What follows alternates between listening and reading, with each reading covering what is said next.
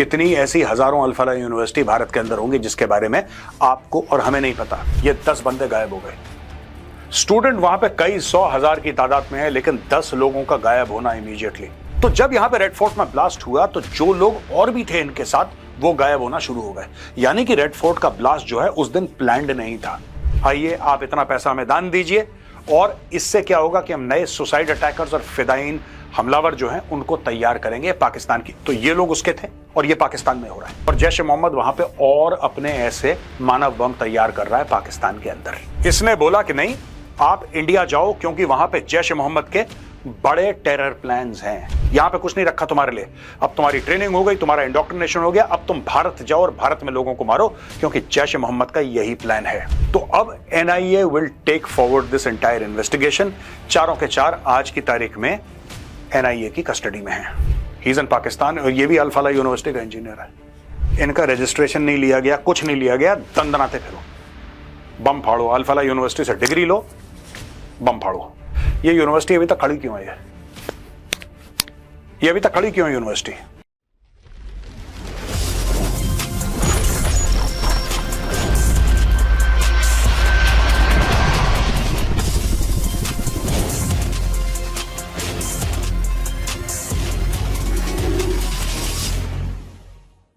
जय हिंद दोस्तों, मैं हूं मेजर गौरव आर्या और आप देख रहे हैं द चाणक्य डायलॉग्स। वीडियो शुरू करने से पहले दोस्तों मैं आपको याद दिलाना चाहता हूं कि CFTV हमारा एक YouTube चैनल है और CFTV में कल शाम को 7 बजे एक इंटरव्यू हम लोग रिलीज करने वाले हैं। मैं बातचीत करूंगा doctor Vikram Singh IPS officer, farmer director general of police Uttar Pradesh. Doctor Vikram Singh साहब ने हमें सब कुछ बताया, किस तरीके से ये जो टेरर मॉड्यूल हैं ये काम करते हैं, किस तरीके से पुलिस को इन्वेस्टिगेट करना चाहिए था, क्या यहां पे चूक हुई है, क्या यहां पे 3000 किलो अमोनियम नाइट्रेट आया और लोकल थाने को पता नहीं लगा, ऐसा क्यों है, कहां पे चूक हुई और आगे चल के ऐसा क्या हो कि अल-फलाह जैसा इतना बड़ा मामला भारत में दोबारा ना हो। पूरा विस्तार से उन्होंने इंटरव्यू दिया है और डॉक्टर विक्रम सिंह साहब ने दिल खोलकर बात करी। आप जरूर देखिएगा कल शाम 7 बजे CFTV पर।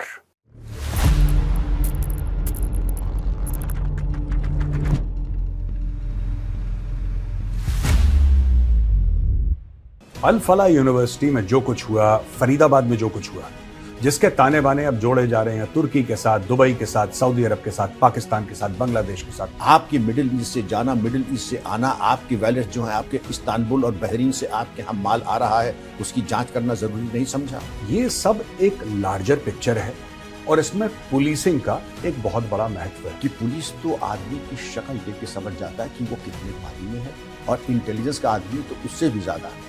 40-50 किलो होता सर मैं समझ जाता, 100 किलो होता, 200 किलो होता, गाड़ी में डाल के ले आया। 3 टन अमोनियम नाइट्रेट्स। ये पाप की इमारत, ये इलेजिटिमेसी की जो मूर्ति रूप है, ये एक दिन में तो बनी नहीं।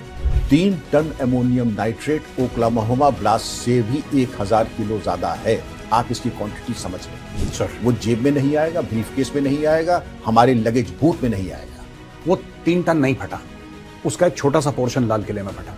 ये एक क्यूमुलेटिव फेलियर है जो कि डिजास्टर था। इनके मंसूबे तो सुन लीजिए जरा। D6 डिमोलिशन 6 दिसंबर, 32 जगह पे विस्फोट कहां, इन तमाम जो हिंदुस्तान के आइकॉनिक प्लेसेस थे। मैं ये मानने को तैयार नहीं हूं कि AK-47, बेरेटा पिस्टल्स, एम्यूनिशन, दुनिया भर की जानकारी, सीक्रेट, सब कुछ आपने एक पूरा टेररिस्ट मॉड्यूल अल-फलाह के अंदर खड़ा कर दिया। अल-फलाह यूनिवर्सिटी नहीं, अल-फलाह टेररिस्ट लॉन्चिंग पैड। तो हम ऐसा क्या करें, गैप्स को हम क्लोज करें कि ये अल-फलाह टाइप की चीजें जन्म न ले पाए भारत की मिट्टी पर। कल हमने इसको कवर नहीं करा, हमें लगा कि कोई नई खबर है नहीं, लेकिन आज फिर से कुछ ऐसी नई खबरें आई हैं जो आपको अंदर से हिला देंगी। ये मामला जितना फैला हुआ है दोस्तों उतना ही पेचीदा है और जैसा मैंने एक बार पहले भी बोला था, पता नहीं भारत में कितनी अल-फलाह यूनिवर्सिटीज हैं। अभी तो एक निकली है दोस्तों जिसने इतना मामला हिला दिया कि 3 टन अमोनियम नाइट्रेट, 3 टन। लेकिन दोस्तों वो एक यूनिवर्सिटी से निकली है। कितनी ऐसी हजारों अल-फलाह यूनिवर्सिटी भारत के अंदर होंगी जिसके बारे में आपको और हमें नहीं पता। मेरे दोस्त ना फरीदाबाद में, वो कहते हैं साहब हम फरीदाबाद में रह रहे हैं 30 साल से, हमें नहीं पता यहां पे कोई Al-Falah university. Can you imagine? People from Faridabad did not know Al Falah university, उनको पता ही नहीं था ऐसी कोई यूनिवर्सिटी यहां पे।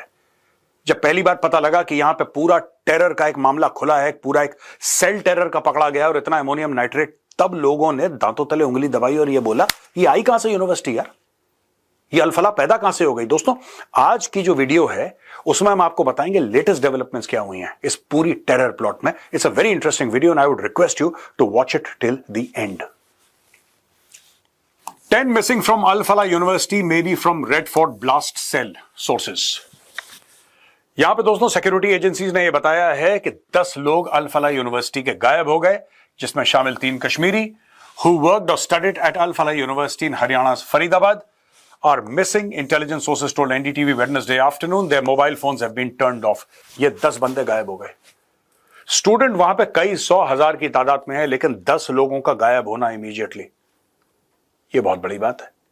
और दोस्तों यही हुआ, ये जब पकड़ा गया वो वाला डॉक्टर जो पोस्टर लगा रहा था जैश ए मोहम्मद के, तब से इनको लगा कि अब मॉड्यूल खत्म हो गया, अब मॉड्यूल बिखर गया, छितर गया, भागो। तो जब यहां पे रेड फोर्ट में ब्लास्ट हुआ तो जो लोग और भी थे इनके साथ वो गायब होना शुरू हो गए।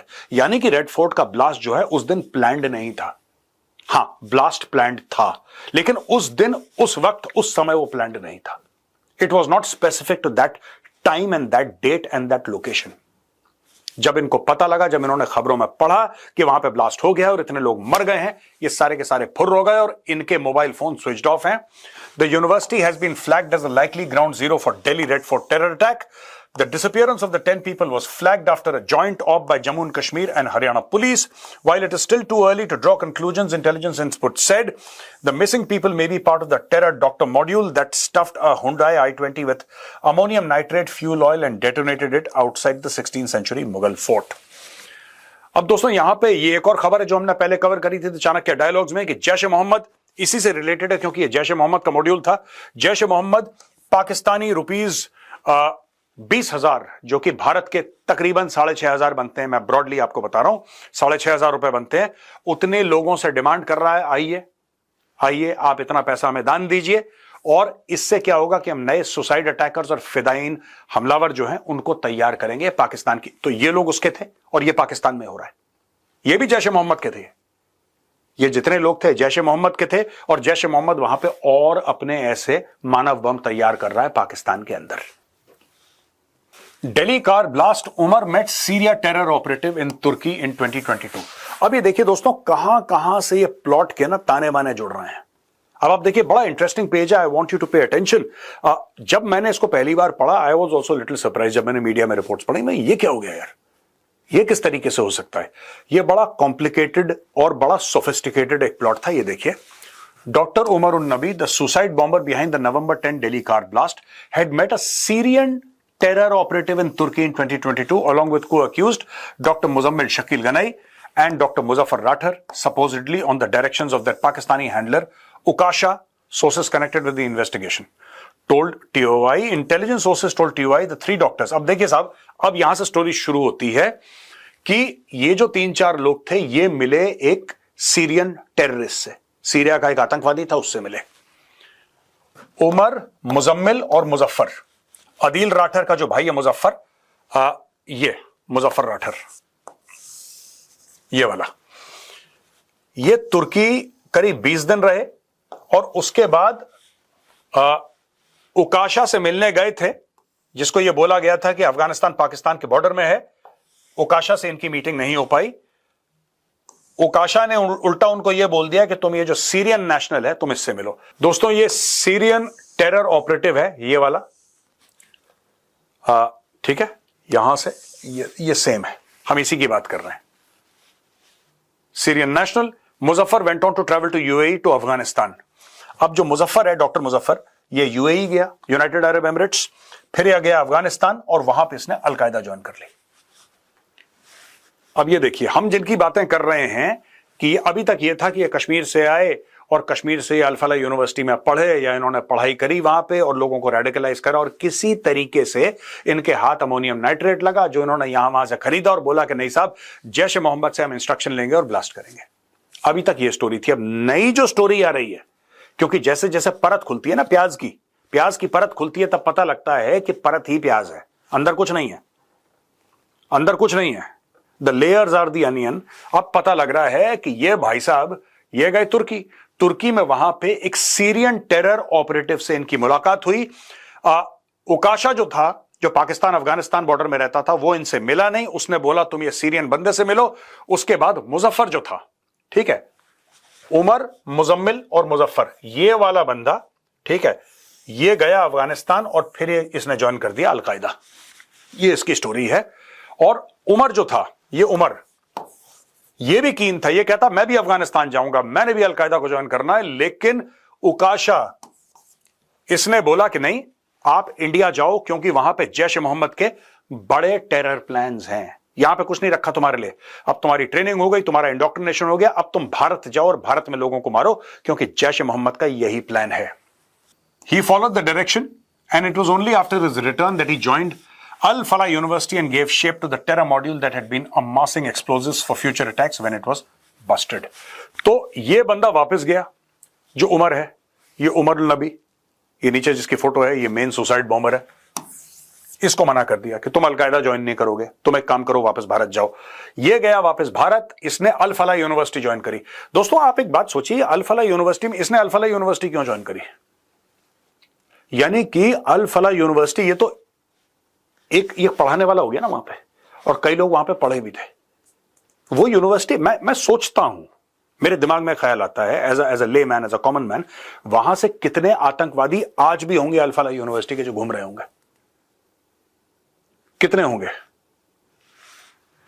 मुजम्मिल, अदील और उमर, ये constantly in touch with 3 Pakistan based handlers, Faisal, Hashim और उकाशा।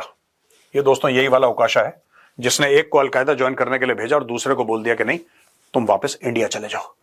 ये फैजल था, हाशिम था और उकाशा था। ये टेलीग्राम के थ्रू इनसे टच में थे और ये इनको इंस्ट्रक्शन देते थे, रेडिकलाइज करते थे और इनको बॉम्ब मेकिंग वीडियोस भी भेजते थे कि इस तरीके से बम बनाओ, इस तरीके से बम बनाओ। दोस्तों ये पूरी बात थी। अब इसमें सीरियन नेशनल भी बीच में आ गया है और अलकायदा का एलिमेंट पहले नहीं था। अब पता लग रहा है, जब इन्वेस्टिगेशन कर रहे हैं तब नई नई चीजें पता लग रही हैं कि साहब इसमें ये गए थे और ये वहां पे जाके इन्होंने अलकायदा भी ज्वाइन करा कुछ समय के लिए।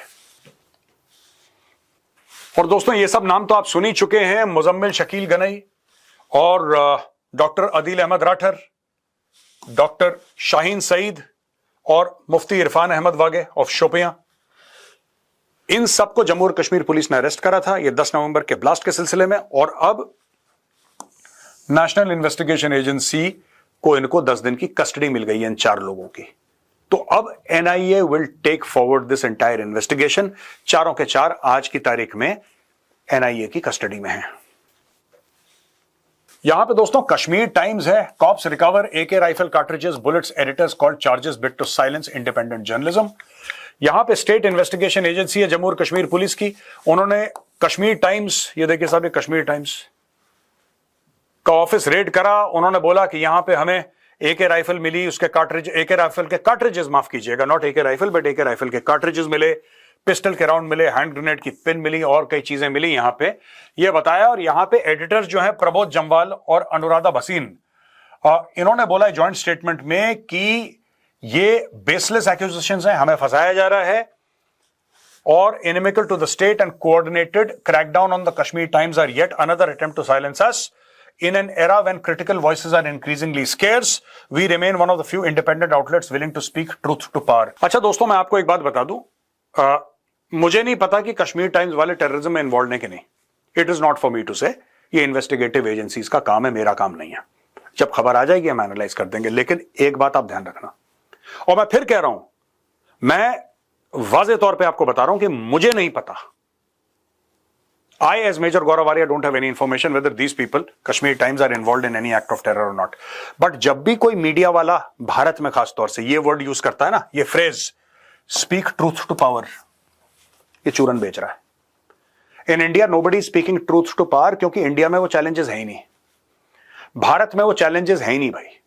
भारत में आप कुछ भी बोलो, आप 9 बजे की डिबेट में भाजपा को गाली दो, आप प्रधानमंत्री मोदी को उल्टा सीधा बोलो, कोई आपको अरेस्ट कर रहा है? कोई आपको अरेस्ट कर रहा है? कोई आपको क्या कोई प्रेशर कर रहा है? आपको नहीं, रोज करते हैं। आप नहीं देखते डिबेट टीवी की? रोज कुछ ना कुछ हो रहा है, रोज कुछ ना कुछ हो रहा है, लोग बोलते रहते हैं, ये चलता है डेमोक्रेसी में, दैट्स ओके। दैट्स ओके, आपको बुरा लगेगा लेकिन ठीक है, that is part and parcel of democracy. लेकिन ये लोग जो चूरन बेचते हैं ना, when critical voices are increasingly scarce, ये सारे के सारे मीडिया वाले चूरन बेचते हैं। ट्रूथ टू पावर सबसे बड़ा फ्रॉड है भारत में, nobody speaking truth to power. भाई साहब, मीडिया हाउस चलाने के लिए नोट चाहिए। मैं आपको सच बात बता रहा हूं, मीडिया हाउस चलाने के लिए नोट चाहिए। 2014 के पहले भी मीडिया जो था ना, मैं आपको ब्लंटली बता रहा हूं, बहुत लोगों को बुरा लगेगा जो गोदी मीडिया बोलते हैं, मीडिया डे वन से गोदी था। ये कोई नया नहीं बना मीडिया गोदी, किसी को गलत फहमी हो कि गोदी मीडिया, अच्छा अब भाजपा पैसा दे रही, पहले कौन दे रहा था पैसा? पहले नमक और रोटी खा रहे थे मीडिया वाले। ये जो 40-50 करोड़ की कोठियां साउथ दिल्ली में लेकर और लंबे लंबे फार्म हाउस छतरपुर में लेकर बैठे हैं, और तब से लेकर बैठे हैं जब से मोदी जी का किसी ने नाम नहीं सुना था, ये पैसे कहां से आए? तो भाई ऐसा है, मीडिया भी जैसे समाज है वैसे ही मीडिया है। मीडिया में बहुत अच्छे लोग हैं, मीडिया में बहुत अच्छे लोग हैं जो बहुत ईमानदारी से काम करते हैं, और बड़े बेईमान लोग हैं जो कि बेईमानी से काम करते हैं। ये जो फ्रेज है, मैं फिर कह रहा हूं, ये जो प्रबोध जम्वाल और अनुराधा भसीन, ये लोग इनोसेंट होंगे। I am saying unless they are proven guilty, as far as I am concerned they are innocent. कोई प्रूफ नहीं है, कम से कम मेरे पास नहीं है कि इन लोगों ने कुछ गलत काम करा है। लेकिन ये जो चूरन है ना, स्पीकिंग ट्रूथ टू पावर, ये सबसे बड़ा फ्रॉड है। और जो जर्नलिस्ट ये बोल रहा है, ये आपको चूरन खिला रहा है। Speaking truth to power, nobody speaking truth to power, ठीक है? Because in India it's not required, क्योंकि कोई रिपरकशंस नहीं होते। क्यों? Why is it not required? Because there are no repercussions यार। आप किसी को कुछ बोल दो, टेलीविजन पे लोग इतना कुछ बोल देते हैं, आर्टिकल्स इतना कुछ लिख देते हैं, क्या होता है? सोशल मीडिया पे 4 गालियां पड़ती हैं, इसके अलावा क्या होता है? होता क्या है इसके अलावा? स्पीकिंग ट्रूथ टू पावर, ये चूरन है यार। Not a first timer, another Al Falah university graduate Mirza Shadab Baig wanted in 2008 serial blast, now living in Pakistan. मुझे एक बात यह समझ में नहीं आई कि अल फला यूनिवर्सिटी खड़ी क्यों है अभी तक। ये 2008 में भी अल फला से ये इनके एलुमनाई हैं, ये हैं इनके एलुमनाई अल फला यूनिवर्सिटी का।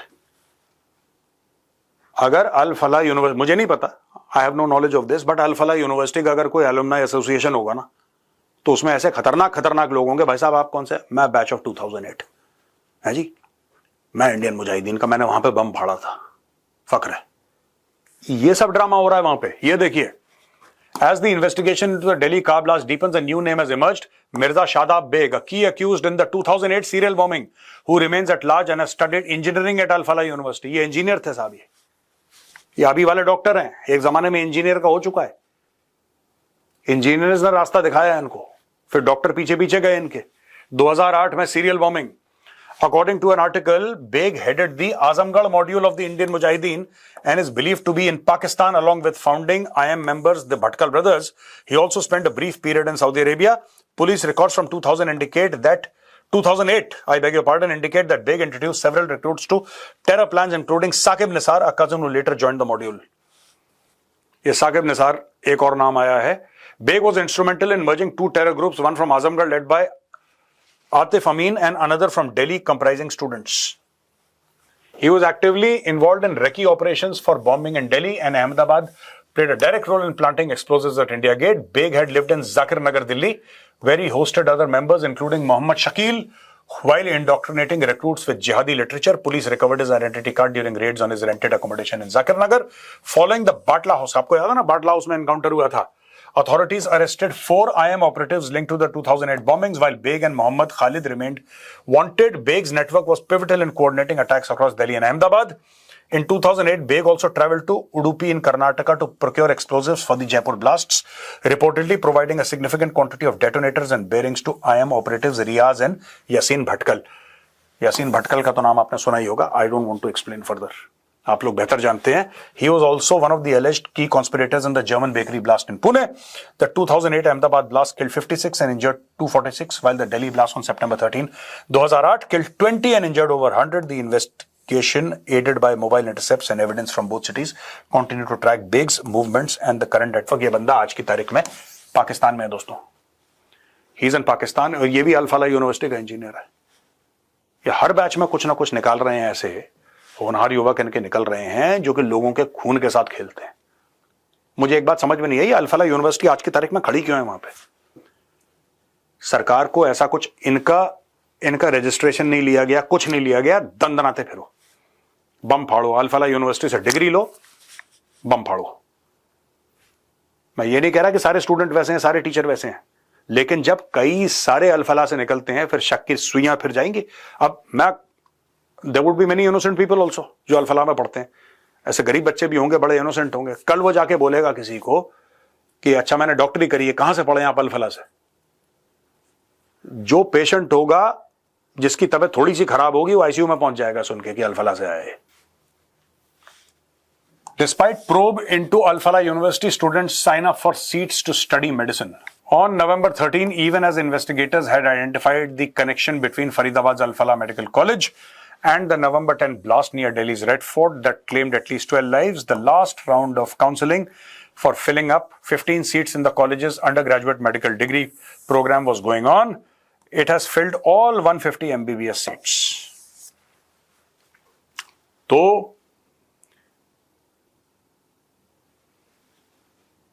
ये सारे के सारे 150 जिनका एमबीबीएस में सिलेक्शन हुआ है अल-फलाह यूनिवर्सिटी।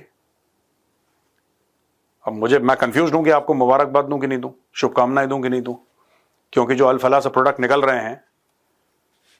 खैर, the national medical commission official said that the apex medical regulator will provide its required inputs to the investigating agencies after they examine everything related to the incident. Al-Falah School of Medical Sciences and Research Center under the Al-Falah University received National Medical Commission approval to admit its first batch of MBA students in 2019. The college offers 150 MBBS seats. The first year fee is 16,37,500 for Indian nationals and 32,900 for NRI students.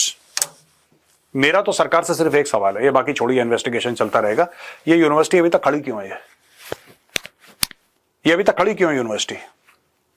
ये जितने भी बच्चे हैं जिन्होंने इतने पैसे दिए हैं, सबके पैसे आप वापस करिए, सबके पैसे आप वापस करिए बच्चों के, ठीक है? और बच्चों के पेपर चेक करिए और इन बच्चों को किसी और स्कूल और कॉलेज में मेडिकल सीट जहां पे अवेलेबल है वहां पे इनको एडजस्ट करिए बच्चों को। ये बच्चे इनोसेंट हैं, ठीक है? इनको एडजस्ट करिए वहां पे और अल-फलाह यूनिवर्सिटी को बंद करिए, कहानी खत्म करिए इस यूनिवर्सिटी की, बहुत हो गया। 2008 में भी ये काम करा था, 2025 में भी करा, ये 2030 में भी करेंगे, 2035 में भी करेंगे। दोस्तों, ये वीडियो खत्म करने से पहले एक छोटा सा मैसेज आपके लिए। दोबारा आपको याद दिला दूं कि CFTV एक हमारा YouTube का चैनल है, उसमें कल शाम यानी कि सैटरडे शाम को 7 बजे एक इंटरव्यू रिलीज होने वाला है, where I am in conversation with Dr. Vikram Singh, IPS, former Director General of Police, UP. Doctor Vikram Singh साहब से हमने बात करी, कई मायनों में ऐसा पता लगा कि कहीं ना कहीं 3 ton ammonium nitrate, 3 ton ammonium nitrate आया, पता नहीं लगा अल-फलाह यूनिवर्सिटी के अंदर। ये बहुत बड़ी चूक है दोस्तों, और ये पता लगाना पड़ेगा कि जो पुलिस का इंटेलिजेंस नेटवर्क है वो कहां फेल हुआ। ये बात डॉक्टर विक्रम सिंह, पूर्व डीजीपी उत्तर प्रदेश, ने बोली है। वो इंटरव्यू देखना मत भूलिएगा, मैं रिपीट कर रहा हूं, CFTV सैटरडे 7 PM यानी कि कल। आज का वीडियो यहीं पे खत्म होता है दोस्तों। पसंद आए तो इस वीडियो को लाइक जरूर करिएगा। जय हिंद, वंदे मातरम, भारत माता की जय।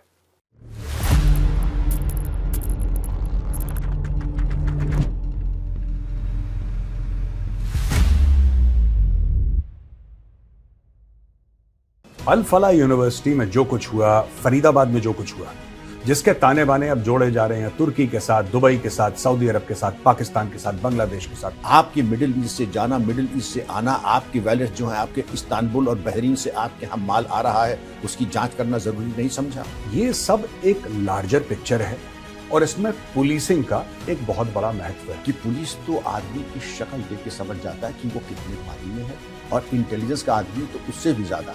40-50 किलो होता सर मैं समझ जाता, 100 किलो होता, 200 किलो होता, गाड़ी में डाल के ले आया। 3 टन अमोनियम नाइट्रेट्स। ये पाप की इमारत, ये इलेजिटिमेसी की जो मूर्ति रूप है, ये एक दिन में तो बनी नहीं।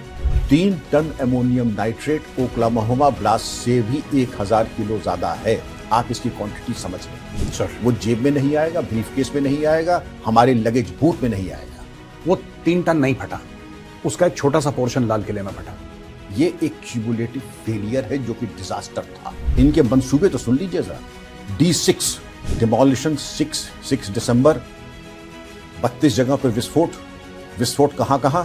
इन तमाम जो हिंदुस्तान के आइकॉनिक प्लेसेस थे। मैं ये मानने को तैयार नहीं हूं कि AK-47 बेरेटा पिस्टल्स, एम्यूनिशन, दुनिया भर की जानकारी, सीक्रेट, सब कुछ आपने एक पूरा टेररिस्ट मॉड्यूल अल-फलाह के अंदर खड़ा कर दिया।